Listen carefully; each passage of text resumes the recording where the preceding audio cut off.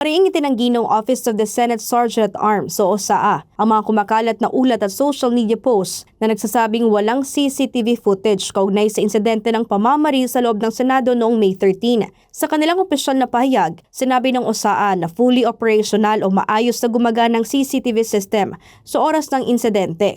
Bilang pakikipagtulungan sa nagpapatuloy na investigasyon, sinabi ng OSAA na agad nilang ibinigay sa PNP CIDG NCR ang hinihinging CCTV recording sa mismong araw ng request. Ayon pa sa tanggapan, isinagawa ang pagkuha at turnover ng mga video recording sa koordinasyon at partisipasyon ng mga otorisadong tauhan ng Philippine National Police o PNP. Mayroon din umanong certification at acknowledgement receipts na pirmado ng mga tumanggap na pulis bilang patunay na natanggap nilang CCTV copies mula sa Senado. Partikular na tinukoy sa pahayag ang mga footage mula sa DVR2, CCTV Cam 8 at DVR8, CCTV Cam 7 at 8 na sumasaklaw sa oras ng insidente. Iginit din ng OSAA na authentic, original at hindi altered ang mga ibinigay na video recordings mula sa official Senate CCTV system. Dahil dito, sinabi ng tanggapan na walang basehan ang alegasyong walang CCTV footage o hindi ito ibinigay sa mga otoridad. Matatandang nag-ugat ang putukan sa loob ng Senado matapos makatanggap ng impormasyon ng OSAA na may mga armadong individual sa loob ng compound na hinihinalang mga ahente ng National Bureau of Investigation o NBI. Pinabulaanan naman ng NBI na nagpadala sila ng mga